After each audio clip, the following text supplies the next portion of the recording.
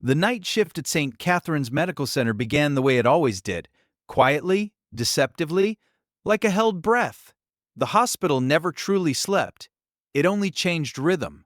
Overhead, fluorescent lights hummed with a tired persistence, casting pale reflections across polished floors. Monitors beeped in steady patterns, each sound a reminder that lives were balanced on fragile lines of data in seconds. The scent of antiseptic clung to the air, sharp and clean, layered with faint traces of coffee that had gone cold hours ago.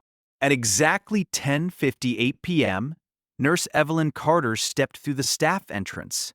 She paused just inside the doorway, not out of uncertainty, but habit, a moment to observe, to listen, to feel the space. Then she moved.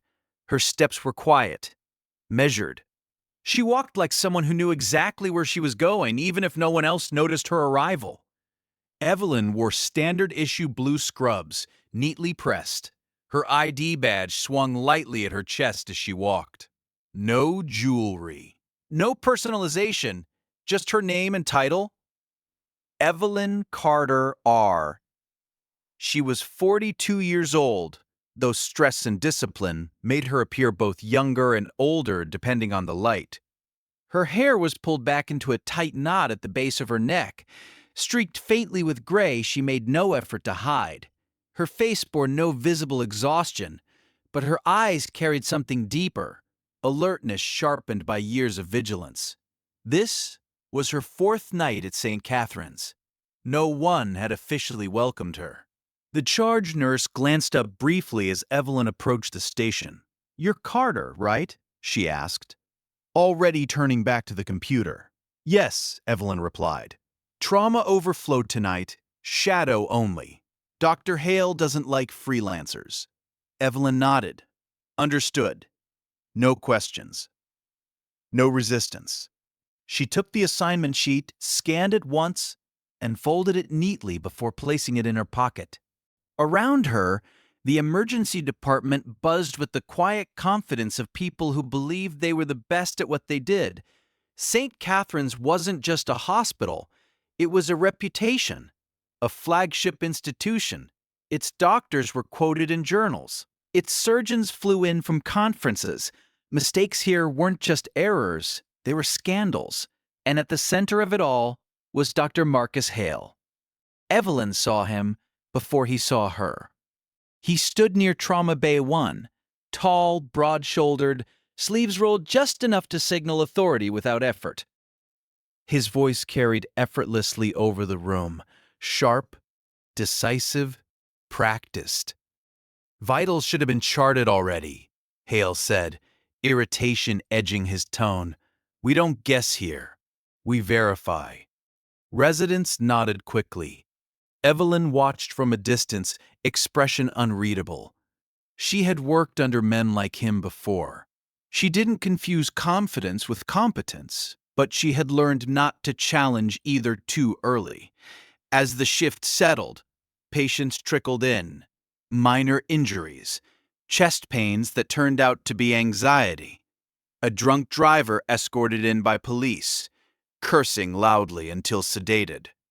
Evelyn worked efficiently. She stocked supplies without being asked, anticipated needs, adjusted IV drips before alarms sounded. When a patient's breathing pattern shifted subtly, she noticed, long before the monitor reflected it. Once, she approached a resident quietly. "Room 12, she said. "Respiratory rate is irregular. He's compensating." The resident frowned. "Vitals are normal. For now."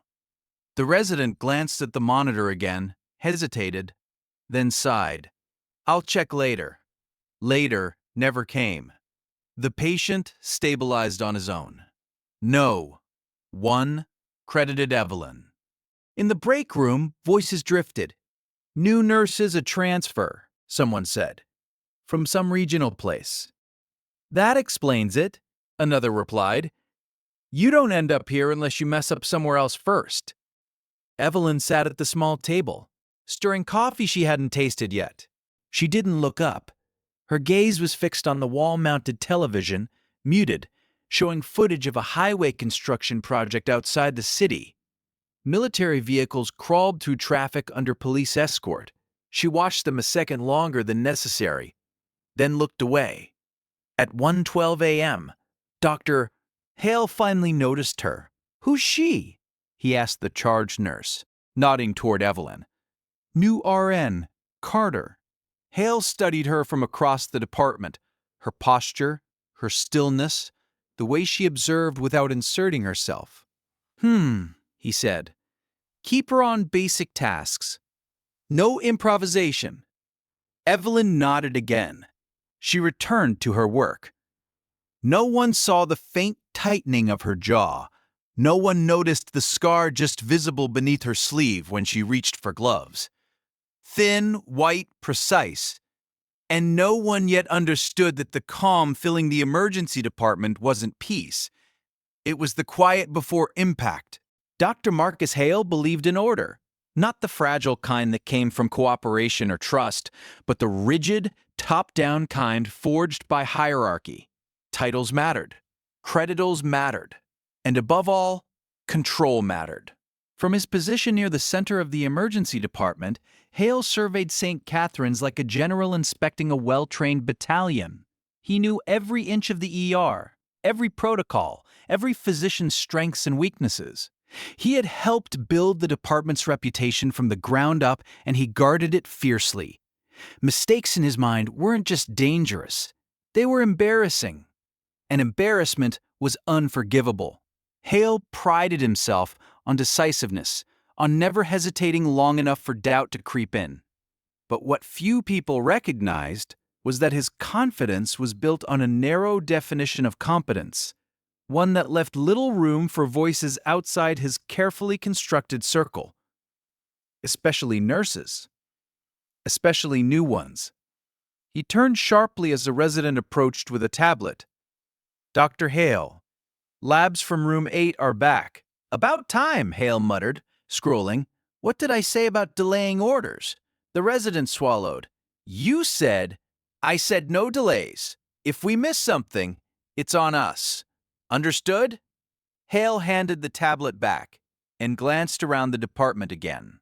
His eyes landed once more on Evelyn Carter. She stood at the edge of Trauma Bay 2, assisting another nurse with a dressing change.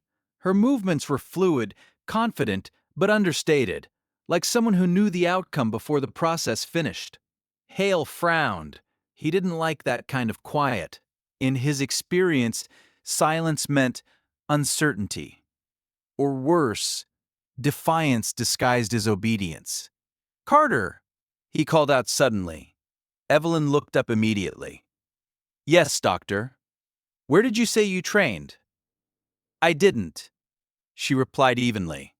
Hale's eyebrow twitched. "Figures. Let me rephrase. Where did you come from?" "A regional medical center," Evelyn said. "Which one?" She hesitated, just long enough to be noticed. "North Valley." A faint smirk touched Hale's lips. "Ah, that explains the restraint." Evelyn said nothing. Hale turned to a nearby group of residents. "North Valley handles low-volume trauma, mostly stabilization before transfer. Very different environment." The implication was clear. Evelyn returned to her work, but something in the way Hale watched her shifted. Not suspicion, but dismissal solidifying into certainty.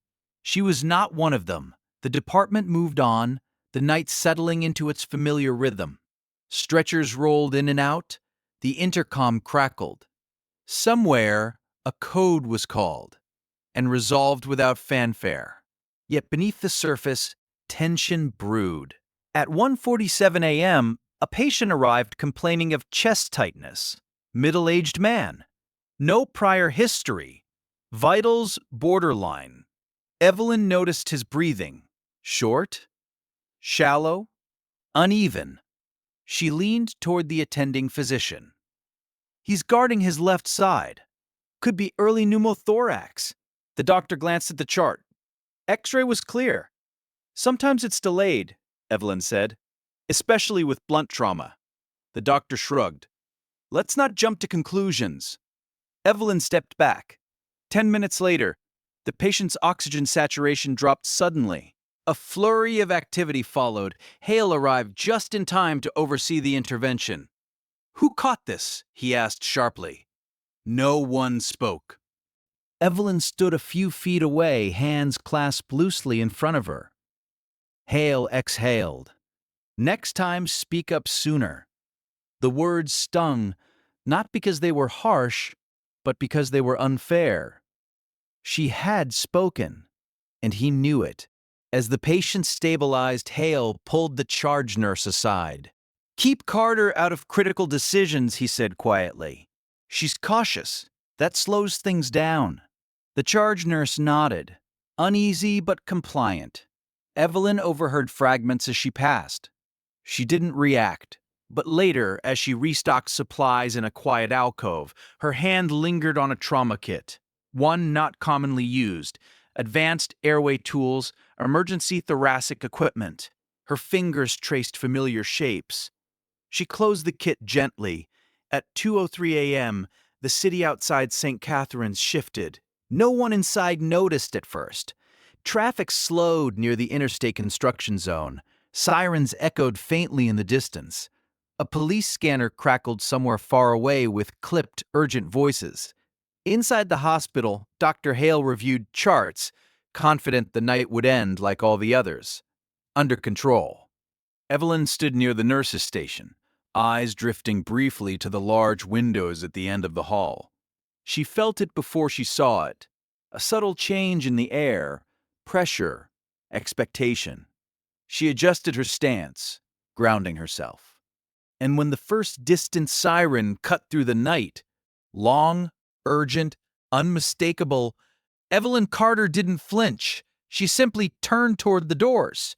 The first ambulance arrived just before 2:15 a.m. Its siren cut through the night like a blade, sharp and insistent, echoing down the concrete corridors outside the emergency bay. The doors slid open, releasing a rush of cold air and urgency into the ER. "Single vehicle collision," the paramedic called out. "Minor injuries, stable." The department exhaled collectively. Dr. Hale glanced at the incoming stretcher and nodded once, already dismissing it as routine. "Triage and discharge if possible. Keep beds open." Evelyn moved forward without being told, helping guide the stretcher into place. Her hands were gentle but firm as she secured the patient, eyes already scanning for details others missed: bruising patterns, subtle tremors, the way the man's jaw tightened when he inhaled. "Sir, I'm Evelyn," she said calmly. "Can you tell me where it hurts most?" The patient pointed vaguely at his ribs. She nodded, filed the information away, and stepped aside as a resident approached. The resident barely acknowledged her presence. That had become a pattern. Throughout the night, Evelyn found herself orbiting the center of activity without ever being allowed into it. She was present, but peripheral, useful, but not trusted. When she anticipated needs, they were accepted without comment. When she raised concerns, they were politely ignored or brushed aside. Dr. Hale watched it all with quiet approval.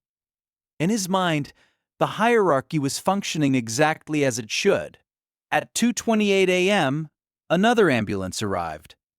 Then another.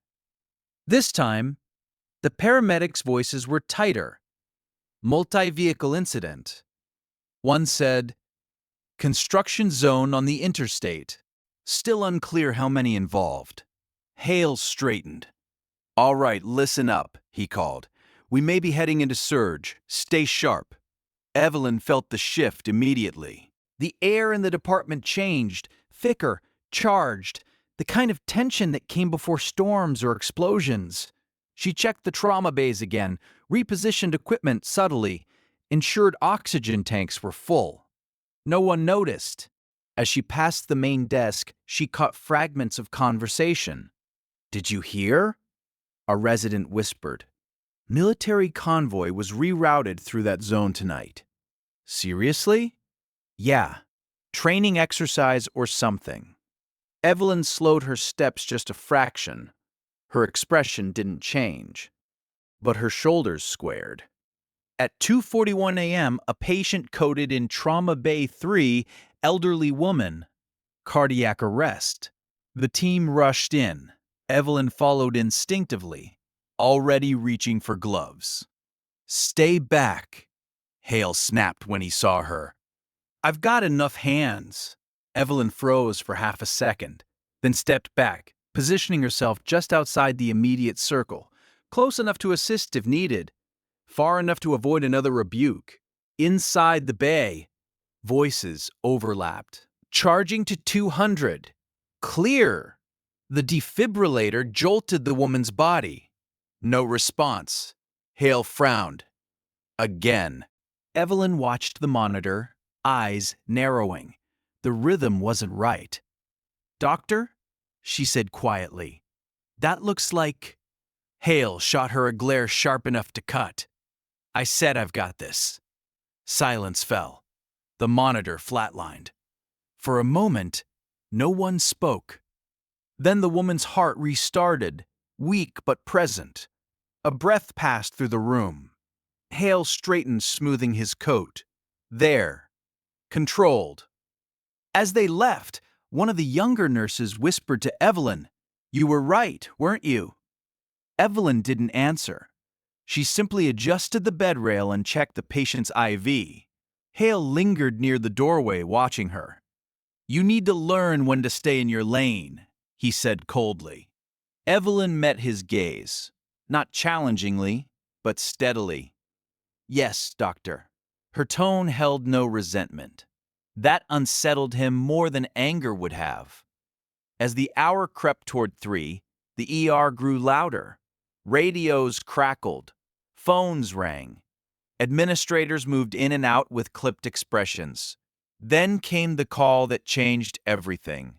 The charge nurse answered the phone, listened, and went pale. She covered the receiver and looked at Hale.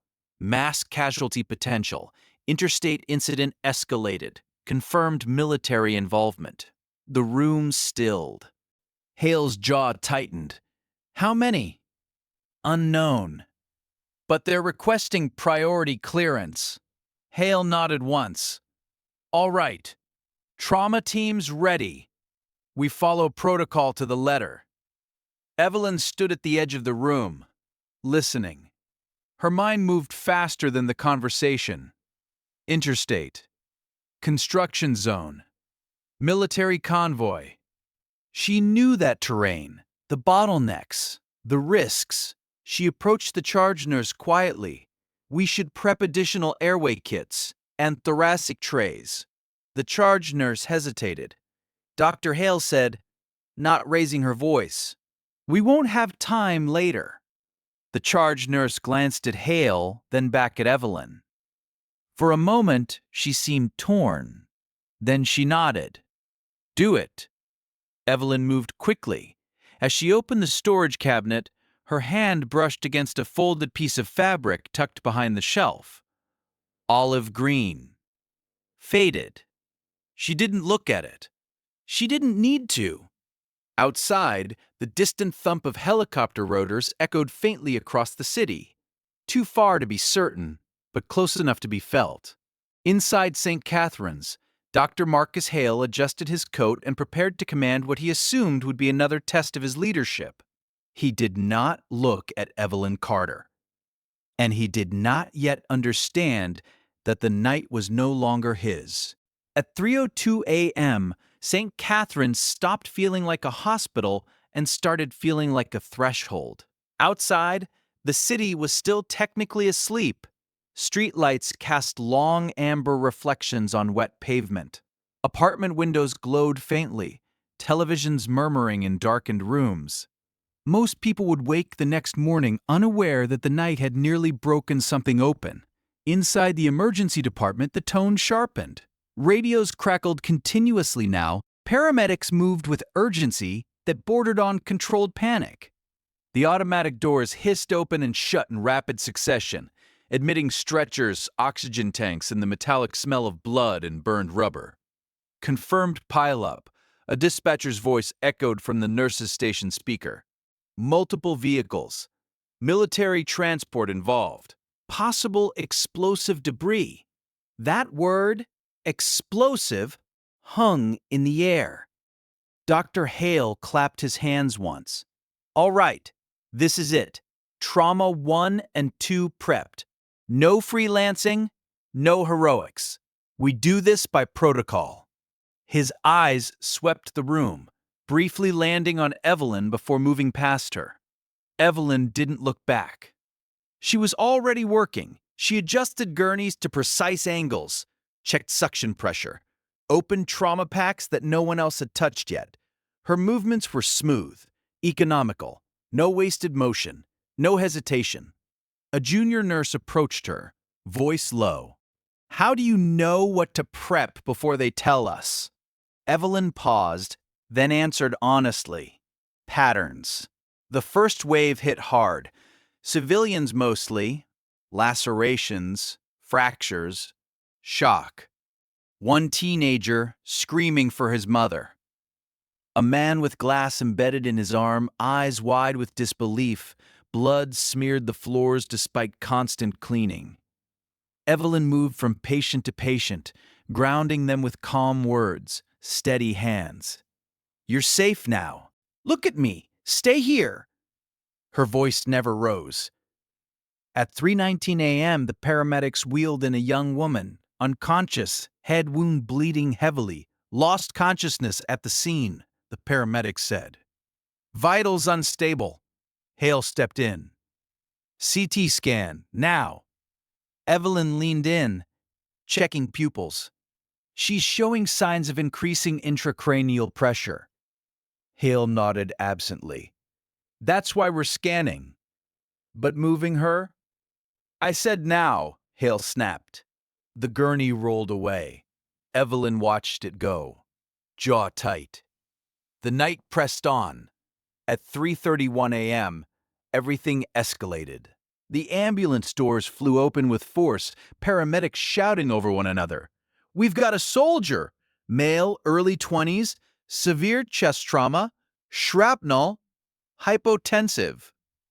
The room snapped to attention. This was different. The uniform alone changed the atmosphere. Dr. Hale stepped forward, authoritative. Trauma 1, let's move! Evelyn was already there. The soldier's face was pale beneath streaks of soot. His breathing was shallow, uneven. Each inhale looked like it cost him something. Evelyn's eyes locked onto his chest. She saw it immediately. Subtle asymmetry, one side lagging, neck veins distended. Her heart rate didn't spike, but her focus sharpened. Doctor, she said, calm but firm. He's developing a tension pneumothorax. Hale didn't even look at her. We'll confirm with imaging. We don't have time, Evelyn replied. His trachea is starting to deviate. Hale finally turned, irritation flaring. Enough. I will not have a nurse making battlefield calls in my ER. The words cut through the room. A resident shifted uncomfortably. The soldier gasped, a wet, desperate sound. The monitor screamed as oxygen saturation plummeted. For a split second, everyone froze. Protocol demanded confirmation. Experience demanded action. Hale hesitated. That hesitation stretched. 1 second. 2. The soldier's body convulsed. Cardiac arrest. Code blue, someone shouted. The room exploded into motion. Chest compressions. Airway attempts. Medications drawn up. Evelyn stood at the edge, eyes locked on the soldier's chest. She knew this moment. She had lived it before, under worse lights, louder sounds, and real gunfire. She took one step forward. Hale barked. Stay back. Evelyn didn't stop. She grabbed the needle. No announcement. No drama. Just action. Her hands found the landmark without hesitation. Second intercostal space. Mid-clavicular line. She drove the needle in. A violent rush of air escaped with a hiss that cut through the chaos. The soldier's chest expanded. The monitor flickered. A heartbeat returned. Silence crashed down like a wave. For a moment, no one moved. Then Hale rounded on her, fury blazing. "Who authorized that?" he demanded. Evelyn met his gaze. "I did," she said quietly. The soldier breathed. Alive. But the victory lasted only seconds. Hale's face hardened. "Get her out," he said coldly. "She violated protocol. Security." The words echoed.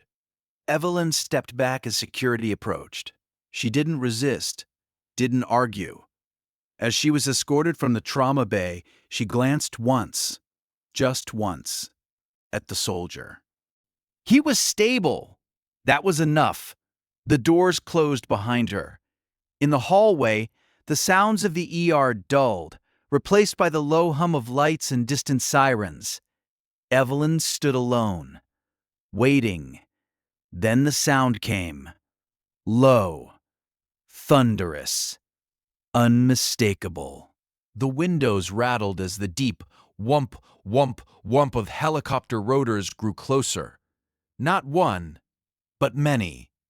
Heads turned. Conversations stopped. Dr. Hale stepped into the hallway just as armed personnel flooded through the entrance. A commanding voice rang out. "Where is Nurse Evelyn Carter?" The night had shifted, and there was no going back. The rotors beat the air like a war drum. Windows along the east wing rattled violently as the helicopters descended onto the hospital grounds, their searchlights cutting pale arcs through the darkness. The sound wasn't just loud. It was commanding, ancient in its authority. It demanded attention. Inside St. Catherine's, the emergency department froze. Doctors, nurses, administrators, everyone turned toward the entrance as uniformed military personnel poured through the sliding doors with disciplined urgency. Their boots struck the tile in unison, each step deliberate, controlled. At their head was a colonel, his face carved from restraint and exhaustion. "I asked for Nurse Evelyn Carter," he said again. Louder now. Dr. Marcus Hale stepped forward, visibly bristling. "I'm Dr. Hale, head of emergency medicine. May I ask what this is about?" The colonel's eyes flicked to him, sharp, assessing. "One of my soldiers is alive because of her," he said. "And she's not where she should be." A murmur rippled through the department. Hale swallowed. "She violated protocol. She's been removed from—" The colonel raised a hand. Hale stopped mid-sentence. "Show me the patient," the colonel said. They moved as a unit toward Trauma Bay 1. Inside, the soldier lay unconscious but stable. A chest tube had been placed hastily after Evelyn's intervention. His vitals, though fragile, held. The colonel stood at the bedside, jaw tightening as he took in the scene. A military medic stepped forward, eyes widening as he examined the equipment. "Who performed the needle decompression?" he asked. "No," one answered. Finally, a resident spoke quietly. "The nurse, Evelyn Carter." The medic's head snapped up. "You let her walk out?" Hale bristled. "She acted without authorization." The medic let out a slow breath. "Sir," he said to the colonel, "that procedure was textbook, clean, fast, perfect placement." The colonel's gaze hardened. "Where is she now?" Security brought Evelyn from the hallway moments later. She walked calmly between them, hands clasped behind her back. Her expression was composed, not defiant, not fearful, simply present. The colonel turned to face her. For the first time since she arrived at St. Catherine's, someone in authority looked at Evelyn Carter not as a subordinate, but as an equal. "You saved his life," the colonel said. Evelyn inclined her head slightly. "I did my job." Hale scoffed under his breath. "With all due respect, Colonel, this is a civilian hospital. We follow procedures for a reason." The colonel didn't look at him. Instead, he addressed Evelyn. "How long have you been here?" "4 days," she replied. And in that time, how many lives have you intervened on without authorization? Evelyn paused. Only one. The colonel nodded slowly, as if that answer confirmed something he already knew. Doctor, he said, finally turning to Hale, if she hadn't acted, my soldier would be dead. Hale stiffened. We were seconds away from imaging confirmation. The medic spoke again, unable to hold back. Sir, with respect, those seconds would have killed him. Silence. Heavy. Unforgiving. The colonel stepped closer to Evelyn, lowering his voice. You didn't hesitate. No, sir. Why? Evelyn met his eyes. Because hesitation kills. The words landed with weight. The colonel exhaled slowly. Clear the room, he ordered. Everyone except Hale, Evelyn, and a handful of senior staff stepped back. The colonel turned to Hale fully now. Do you know who she is? Hale opened his mouth, closed it again. No, he said finally. The colonel nodded. Then let me educate you. But he didn't. Not yet. Instead, he gestured to an aide, who handed him a sealed folder. Before we go any further, the colonel said, there's another issue. He glanced toward the entrance, where more personnel were arriving.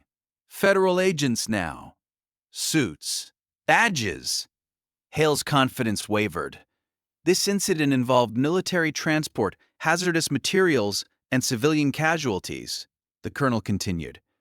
This hospital is now under federal review for the duration of the response. A chill swept through the room. Hale straightened. You can't just...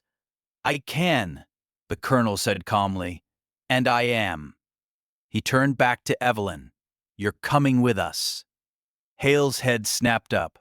Absolutely not. She's still under internal investigation. The colonel's expression didn't change. She's under my authority now. Evelyn didn't react. She simply followed as the colonel motioned her forward.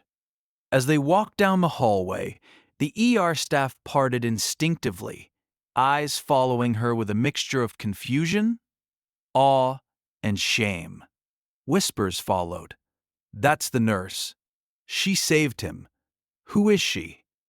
The colonel closed the door. Only then did he allow himself to relax, just slightly. You don't remember me, do you? He asked Evelyn.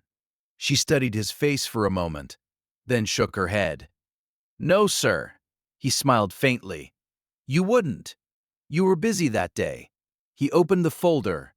Inside were photographs, documents, after-action reports.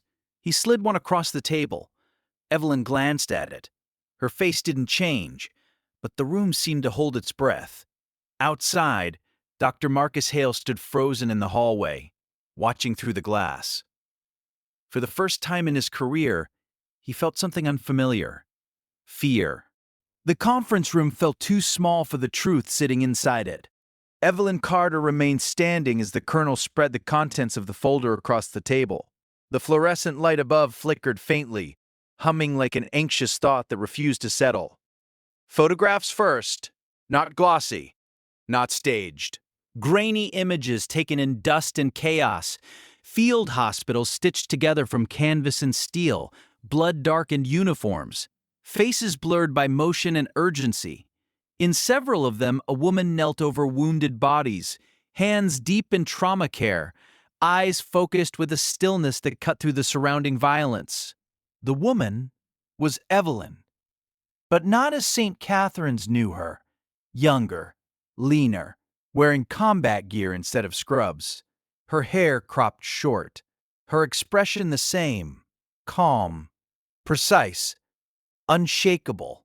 The colonel watched her closely as she took in the images. You were attached to a forward medical unit, he said. Unofficially, Evelyn didn't correct him. You operated in zones where evacuation times were measured in hours, not minutes. Where imaging didn't exist. Where hesitation meant body bags. She nodded once. Yes, sir. The colonel tapped one of the documents. Do you know how many soldiers you stabilized before they reached definitive care? I never counted. He gave a quiet, humorless chuckle. We did. He didn't say the number. He didn't need to. Outside the room, Dr. Marcus Hale paced.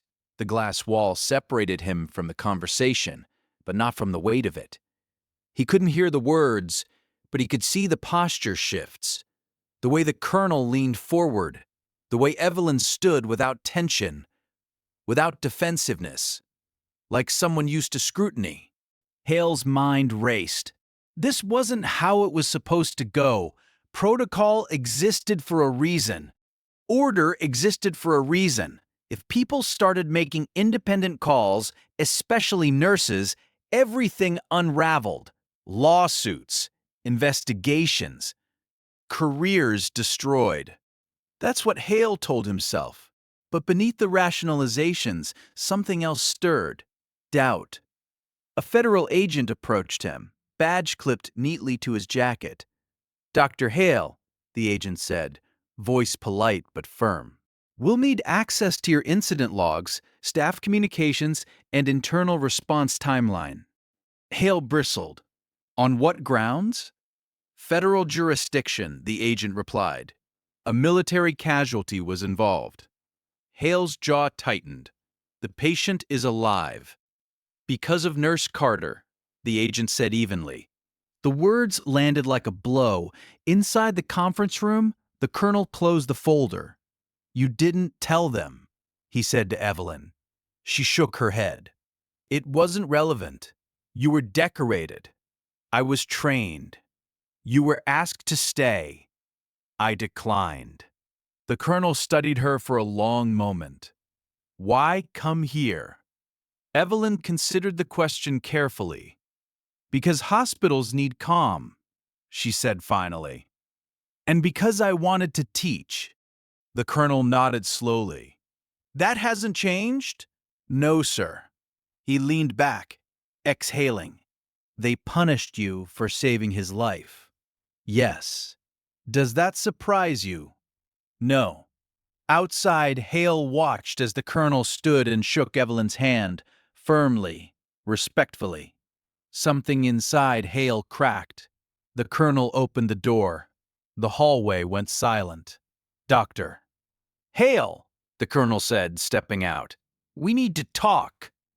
Hale straightened, drawing on years of authority. Colonel, with respect, my staff acted within. Your staff hesitated. The colonel interrupted. Because they were afraid of you. The words were quiet. They were devastating. Hale's face flushed. That's an accusation. It's an observation, the colonel replied. One that nearly cost a life. The agent beside him spoke up. Doctor, we've reviewed the timeline. Nurse Carter identified a life-threatening condition minutes before cardiac arrest. Hale shook his head. She's not a physician. No, the agent agreed. She's something else. Evelyn stood a few steps behind them, gaze lowered. She said nothing. She never did. The colonel turned to the gathered staff, doctors, nurses, administrators who had slowly clustered in the hallway. Let me be clear, he said. In my world, we don't care about titles when lives are on the line. We care about competence. His eyes swept the room. And tonight, competence was punished. No one spoke. Hale felt the weight of dozens of eyes shift toward him. The colonel turned back to Evelyn. You're free to go. For now, Evelyn inclined her head. Thank you, sir. As she walked down the hall, the staff parted instinctively. Some looked ashamed. Others looked inspired. Hale remained where he was, still standing, still upright. But the foundation beneath him had begun to crumble. In Trauma Bay 1, the soldier's chest rose and fell steadily. Alive! Because someone chose action over ego. And for the first time in years, Dr. Marcus Hale wondered, not aloud, not yet, how many lives had been lost to hesitation. The night wasn't over, not by a long shot. Dawn crept toward the city with deceptive gentleness. A pale gray light seeped through the high windows of St. Catherine's, softening the harsh fluorescence that had ruled the night. To anyone passing by outside, the hospital looked calm again. Order restored, crisis contained. Inside, nothing felt settled. Evelyn Carter sat alone in a small administrative office near the ICU, hands folded neatly in her lap. A single chair faced a metal desk scarred by years of use. On the wall hung framed policies, procedures printed in dense blocks of text, laminated and untouchable. She had been asked to wait. She always waited. The door opened. Two administrators entered, followed by Dr. Marcus Hale. Hale didn't sit. He stood behind the desk, arms crossed, posture rigid. The administrators took seats on either side, expressions carefully neutral. Ms. Carter, one of them began. We're here to review your conduct during last night's incident. Evelyn nodded. Yes. Hale spoke next. His voice clipped. You knowingly violated hospital protocol. Yes, Evelyn replied. A flicker of surprise crossed one administrator's face. You admit that? Hale pressed. Yes, she said again, because the protocol was insufficient for the situation. Hale's jaw tightened. That's not your call. Evelyn met his gaze calmly. It was. Silence stretched. The administrator cleared his throat. Regardless of outcome, protocol exists to protect patients and staff. And the hospital, Hale added sharply, Evelyn didn't argue. She didn't justify herself. She didn't mention combat zones or improvised surgeries or nights when protocol had been a luxury. She simply said, the patient survived. That's not the point, Hale snapped. The words echoed. Sharp, revealing. The administrator glanced at Hale, then back at Evelyn. Due to the seriousness of the violation, we're placing you on immediate administrative leave pending further review. Evelyn nodded. Effective immediately, the administrator continued. You are to turn in your badge and leave the premises. Hale watched her closely, waiting for something. Anger, protest, shame. None came. Evelyn stood, removed her badge, and placed it gently on the desk. Is there anything else? She asked. No one answered. She turned and walked out. The hallway felt longer than before. Staff members avoided her eyes, or held them too long. A few whispered apologies she didn't respond to. A young nurse swallowed hard, watching her go. You did the right thing, the nurse murmured. Evelyn paused just long enough to look at her. Always do the right thing, she said quietly, even when it costs you. Then she kept walking. Outside, the morning air was cool and damp. The rotors of the helicopters were gone now, leaving behind only flattened grass and oil-stained pavement. Evelyn stood for a moment at the edge of the parking lot, inhaling deeply. She felt the familiar weight settle in her chest. Not regret, acceptance. Inside the hospital, chaos returned in a different form. Federal agents moved through administrative offices, requesting records, pulling footage, asking pointed questions. Military medics remained near the soldiers' room, their presence a constant reminder that last night had crossed lines no one could erase. Dr. Hale found himself answering questions he'd never anticipated. Why was the nurse's initial assessment disregarded? Why was imaging prioritized over immediate intervention? Why was she removed after saving the patient? Each answer felt thinner than the last. I followed protocol, Hale insisted. The agent looked at him steadily. Protocol didn't save that soldier. She did. Hale's confidence faltered. For years, he had believed that control equaled safety. That rigid adherence protected everyone. Now, the cracks were visible. In the ICU, the soldier regained consciousness briefly. His eyes fluttered open, unfocused but alive. A military medic leaned close. "You're safe." "You're in a hospital." The soldier swallowed painfully. "The nurse," he rasped. "The one who acted fast." "She's okay," the medic said, though he wasn't sure if that was true. The soldier nodded faintly, satisfied. Word spread. Through the hospital. Through the staff. About the nurse who acted when no one else would. About the doctor who stopped her. About the consequences. By mid-morning, whispers had become conversations. Conversations demanded answers. Dr. Hale stood alone in his office, staring at his reflection in the darkened window. For the first time, he didn't recognize the man looking back. The authority was still there, but the certainty was gone. Outside, Evelyn Carter walked away from St. Catherine's without looking back. She didn't know what came next. She never needed to. She had crossed the line she always crossed, the one between fear and action, and whatever came after, she would face it the same way she faced everything else, calmly. By late morning, St. Catherine's Medical Center looked orderly again. The floors were clean, the trauma bays reset, fresh coffee brewed in the staff lounge, its bitter aroma masking the lingering scent of antiseptic and stress. To an outside observer, the hospital had absorbed the shock and returned to routine. But beneath that surface, pressure built. Evelyn Carter sat in her car across the street, engine off, hands resting on the steering wheel. She hadn't driven away yet.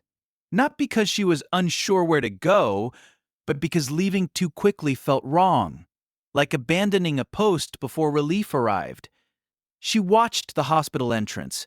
Federal agents still moved in and out, their presence unmistakable. Military personnel stood in small groups near the ICU wing, posture alert, eyes scanning. Something was unfolding inside those walls, and Evelyn knew it wasn't finished. She exhaled slowly. Then, finally, she turned the key and drove away. Inside the hospital, Dr. Marcus Hale faced the consequences of a night he could no longer control. He sat across from a compliance officer and two federal investigators in a conference room that suddenly felt far less prestigious than it had the day before. His white coat hung on the back of the chair behind him, untouched. "You removed Nurse Carter immediately after the intervention," one investigator said, fingers stippled. "Why?" "She acted without authorization," Hale replied, "rehearsed now. If every nurse made independent decisions, the system would collapse." The compliance officer leaned forward. "Doctor, our own internal review shows that her assessment was correct. The intervention was life-saving." "That's not the issue," Hale said sharply. The investigator's eyes narrowed. "Then what is?" Hale hesitated. For a fraction of a second, the truth hovered close. Fear of liability, fear of loss of control, fear of being wrong. He didn't say it. "Chain of command," he said instead. The investigator made a note. Across the hospital, staff morale shifted in quiet, uneasy ways. Nurses spoke in low voices at the stations. Residents replayed the night in their heads, remembering moments when they'd looked to Hale for direction and waited too long. One resident confessed quietly to another, "I saw it. The chest. She was right." "I know," the other replied. "I just didn't want to say anything." That realization spread like a slow-burning fire. Not explosive. Inevitable. In the ICU, the soldier's condition continued to improve. His breathing stabilized. Blood pressure normalized. The chest tube functioned exactly as intended. A senior military physician reviewed the case notes carefully. "This was done under extreme time pressure," he said to the attending nurse. "And it was flawless." The nurse hesitated. "She's been suspended." The physician looked up sharply. "For what?" "For acting." The physician closed the chart. "Then this hospital has a problem." At noon, the colonel returned. He moved through St. Catherine's with calm authority, his presence drawing attention without effort. This time, he wasn't alone. A woman in a dark suit walked beside him, her badge clipped openly, Department of Defense Medical Oversight. They entered the administrative wing without announcement. Dr. Hale was called out of another meeting. When he arrived, he found the colonel standing at the head of the room, hands clasped behind his back. "We're not done," the colonel said. Hale stiffened. "Colonel, with respect," the woman in the suit cut in. "Dr. Hale, this is now a joint review." Hale blinked. "Of what?" "Of institutional response," she replied, "and accountability." The colonel turned slightly, gesturing toward the window, overlooking the ICU. "One of my soldiers is alive because someone here remembered that medicine is about people, not paperwork." He faced Hale fully now. "You punished that person." Hale felt heat rise to his face. "I enforced policy." "You enforced fear," the colonel said. The words landed heavily. Outside, Evelyn Carter sat at a small diner 2 blocks from the hospital, sipping water she'd barely touched. She wasn't watching the news. Wasn't checking her phone? She didn't need updates. She had done what she always did, stepped in when others froze. And she had paid the price. The waitress approached cautiously. "You okay, hon?" Evelyn looked up, offering a faint smile. "Yes." The waitress hesitated. "You look like someone who just finished something hard." Evelyn considered that. "Yes," she said. Back at St. Catherine's, the administrative meeting stretched into the afternoon. Files were opened, timelines reconstructed, decisions questioned. For the first time in years, Dr. Hale found himself without the upper hand, and for the first time the hospital was forced to confront an uncomfortable truth. The system they trusted had nearly failed, not because of lack of skill, but because of pride. As the sun dipped lower in the sky, casting long shadows across the ER floor, one name kept surfacing, spoken with respect, regret, and quiet admiration. Evelyn Carter, the nurse who had been punished for saving a life, and whose story was no longer something the hospital could bury. By mid-afternoon, the story had escaped the building. It slipped through cracks, through text messages and quiet phone calls, through a paramedic's exhausted confession to a spouse, through a nurse's whispered explanation to a friend who worked local news. It didn't need embellishment. The truth was sharp enough on its own. A nurse saved a soldier's life. She was punished for it. The military got involved. Outside St. Catherine's, a small cluster of reporters gathered near the sidewalk, cameras resting on shoulders, microphones wrapped in foam. They weren't aggressive yet. Not shouting, just waiting.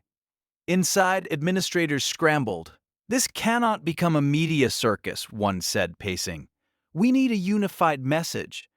Another shook her head. "We don't have one." Dr. Marcus Hale sat at the far end of the table, silent. His name appeared in nearly every document, every timeline, every decision tree. For years, he had been the final authority. Now, authority circled him like a tightening net. In the ICU, the soldier was awake. His breathing was still labored but steady. His eyes tracked movement now, alert despite pain. A military chaplain stood quietly near the window, hands folded. "You're doing well," the chaplain said gently. The soldier nodded. "The nurse," he said again, voice hoarse. "I want to thank her." The chaplain hesitated. "She's not here right now." The soldier frowned faintly. "She should be." The chaplain said nothing. At 3:47 p.m., the colonel convened a meeting. Not behind closed doors this time, but in a small auditorium near the hospital's teaching wing. Administrators, physicians, nurses, federal officials, all were summoned. The room filled quickly. The mood was tense, expectant. Dr. Hale took a seat near the front, posture stiff, eyes fixed forward. The colonel stepped onto the stage. He didn't raise his voice. He didn't need to. Last night, he began, a military transport was involved in a mass casualty incident. One of my soldiers sustained a critical injury that required immediate, decisive intervention. He paused. That intervention was performed by Nurse Evelyn Carter. A ripple passed through the room. The colonel continued. She identified a life-threatening condition before cardiac arrest. She acted without waiting for permission. And because of that, a young man will go home alive. He let the words settle. Instead of being supported, he said, she was removed from duty. The silence deepened. The colonel's gaze swept the room slowly. In combat medicine, he said, we teach one principle above all others. Act in the patient's best interest, even when it's uncomfortable. His eyes stopped briefly on Dr. Hale, especially when it challenges authority. A murmur of agreement moved through the audience. The colonel straightened. This is not about shaming individuals. This is about confronting a culture. He gestured to the side of the stage. A large screen flickered to life. Footage appeared. Security video from the trauma bay. Grainy, soundless, but unmistakable. The moment of hesitation. The nurse stepping forward. The intervention. The revival. The room watched, transfixed. Dr. Hale felt his chest tighten. He had lived that moment, seeing it again, without sound, without justification, stripped away the defenses. When the screen went dark, the colonel spoke again. We will be recommending immediate review of leadership decisions, protocol flexibility in emergency situations, and protections for clinicians who act in good faith to save lives. He paused, and we will be requesting the reinstatement of Nurse Evelyn Carter. The room erupted not into cheers, but into something quieter. Relief, validation. Dr. Hale sat frozen. Outside the hospital, the low, familiar thump echoed again. Helicopters, not landing this time, passing overhead, part of a routine flight path. But the sound carried weight now. Memory, meaning. Several people in the auditorium looked up instinctively, as if the ceiling might open. The colonel smiled faintly. Some sounds, he said, stay with you. Across town, Evelyn Carter stood at a public park, watching leaves move in the breeze. She had turned her phone off hours ago. She didn't hear the helicopters, but she felt the shift. The kind you feel in your bones after long nights. The kind that tells you something unresolved is finally moving toward truth. Back in the auditorium, the meeting adjourned. People stood slowly, processing. A senior nurse approached Dr. Hale, voice careful. We need to talk. Hale nodded numbly. For the first time, he didn't know what he would say. The hospital had prided itself on excellence. Now it was being asked to redefine it.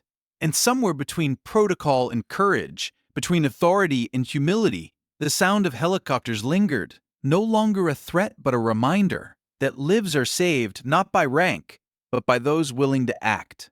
The reinstatement paperwork moved faster than anyone expected, not because St. Catherine's wanted it that way, but because the hospital no longer controlled the pace. By early evening, the administrative wing felt like a courthouse. Conversations were hushed. Doors closed more often than they opened. Every decision was documented, reviewed, and copied to someone outside the building. Dr. Marcus Hale sat alone in his office, jacket off, sleeves rolled up, staring at a printed report he had already read 3 times. Subject: Carter Evelyn. Prior service record, external verification. He hadn't asked for it, but it had arrived anyway. Knocks echoed through the hall.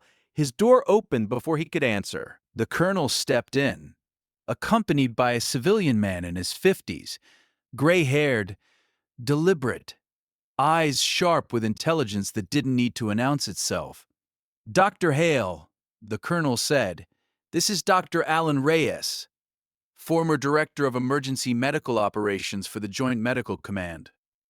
Reyes extended a hand. Hale hesitated, then shook it. Reyes didn't sit. He looked around the office once, then focused on Hale. I supervised Evelyn Carter, Reyes said, for 3 years. Hale's throat tightened.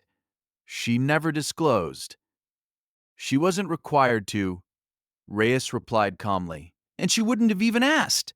The colonel leaned against the wall. Tell him. Reyes nodded.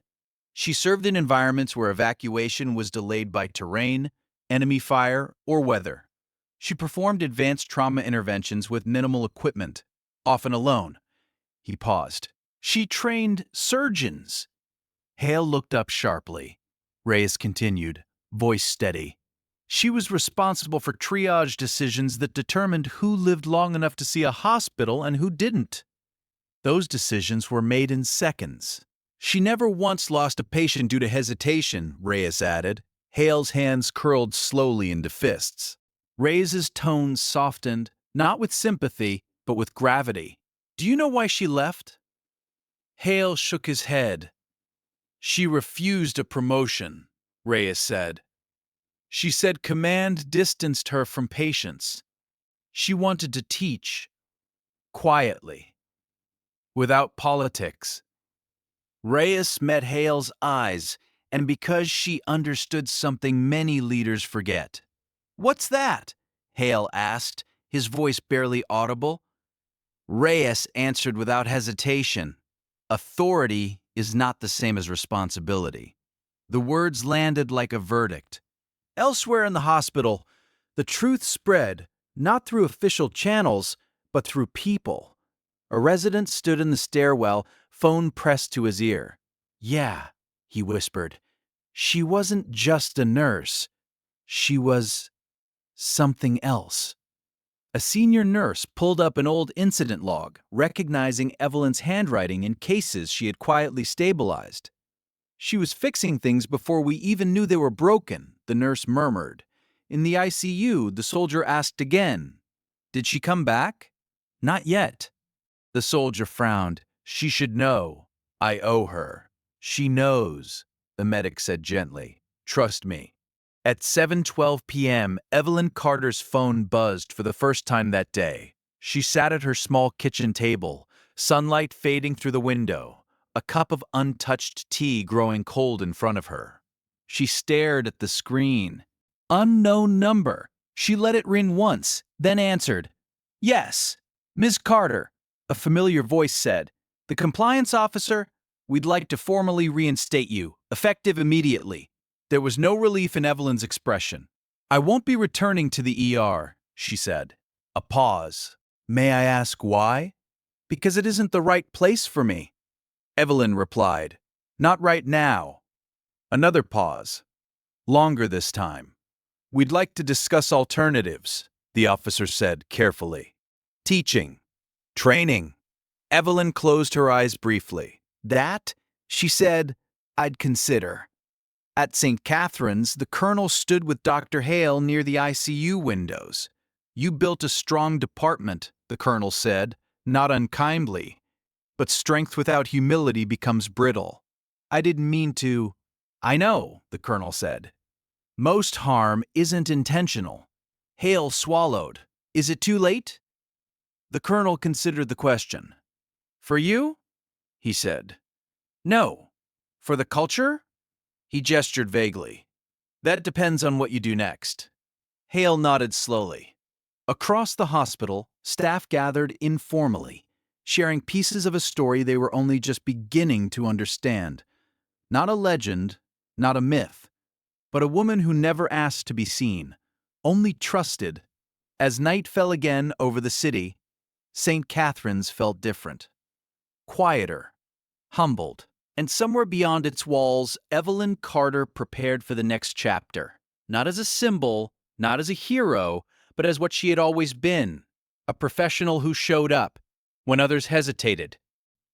The reckoning did not come with shouting or spectacle. It arrived the way real consequences always do, quietly, methodically, and without mercy. By the next morning, St. Catherine's Medical Center was no longer operating under the illusion of business as usual. Federal oversight teams occupied 2 entire floors. Compliance officers moved through departments with tablets and neutral expressions, asking the kinds of questions that left no room for vague answers. What decision was made here? Who approved it? Who objected? And why were they overruled? Every conversation left a paper trail. Dr. Marcus Hale arrived early, as he always had. But for the first time in years, his presence did not command immediate deference. People still greeted him, still called him doctor. But something fundamental had shifted. Authority was no longer assumed.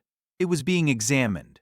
Hale stood outside the emergency department, watching a junior attending lead rounds, something Hale would normally oversee himself. He had been asked to step back temporarily. Temporarily, they said. But he understood the subtext. Pedestals don't survive scrutiny. Inside a conference room nearby, the hospital board convened an emergency session. Faces that once appeared only in annual reports were now tense, animated, deeply concerned. "This isn't just about one incident," a board member said. "It's systemic." Another nodded. "A culture where speaking up is punished as a liability and a moral failure." Someone added quietly. Names were mentioned. Not just Hales. Department heads. Senior physicians. Administrators who had looked the other way because results were good and lawsuits were rare. The board didn't shout.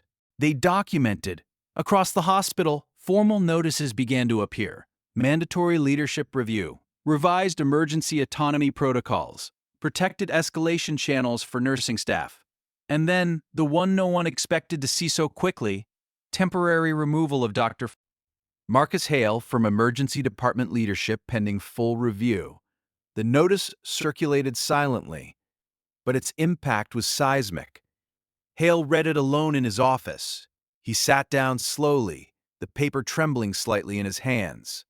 For years, he had believed himself indispensable. He was learning the difference between importance and replaceability. In the ICU, the soldier was transferred out of critical care. Color had returned to his face. His breathing, though still painful, was steady and strong. A nurse adjusted his IV and smiled. "You're making great progress." He nodded. "I want to meet her." "Soon?" the nurse said. "I think she'll be teaching here." The soldier frowned. "Teaching?" The nurse smiled. "Some people save lives one at a time. Some save more by making others better." He considered that. Across town, Evelyn Carter walked through the quiet corridors of St. Catherine's, this time not as staff, not as a defendant, but as a guest. She had agreed to meet the board. No cameras, no press, just a room, a table, and a question. "What would you change?" the board chair asked. Evelyn didn't answer immediately. She looked around the room, taking in the faces of people who had once been distant abstractions, decision makers, policy writers, voices that shaped systems. "Nothing dramatic," she said finally. "Just permission." "Permission for what?" "For people to speak when they see danger," Evelyn replied. "And to be believed." A board member leaned forward. "Would you help us build that?" Evelyn met his gaze. "Yes." That afternoon, Dr. Hale watched from a distance as Evelyn left the administrative wing. She didn't see him at first. When she did, she stopped. They stood facing each other in the hallway. No audience, no authority between them. Hale cleared his throat. "I owe you an apology." Evelyn nodded once. "Yes, I was wrong," he said. The words tasted unfamiliar. "And I let my position matter more than the patient." Evelyn studied him, not with judgment, but with clarity. "What matters," she said, "is what you do after you realize that." Hale swallowed. "I don't know if I'll get another chance." "Then make the most of the one you have," Evelyn said. She turned to leave. Hale called after her. "You could have destroyed me." She paused, glanced back. "That was never the point," she said. And then she was gone. By evening, the hospital released a carefully worded public statement, acknowledging errors, announcing reforms, and crediting a clinician whose decisive action saved a life. Evelyn's name was included. She didn't comment. Inside St. Catherine's, the untouchables were no longer untouchable, and in their place, something quieter, but far stronger, began to take root: accountability. The new training wing at St. Catherine's didn't look heroic. There were no banners, no plaques, no grand speeches echoing through polished halls. Just a converted conference floor with clean whiteboards, updated simulation equipment, and rows of chairs that filled each morning with residents, nurses, and attending physicians. At the front of the room stood Evelyn Carter. She wore the same pale blue scrubs she always had. No medals. No insignia. Just a marker in her hand, and a calm, steady presence that commanded attention without demanding it. "Let's start with a simple question," she said to the room. "What kills patients faster than injuries?"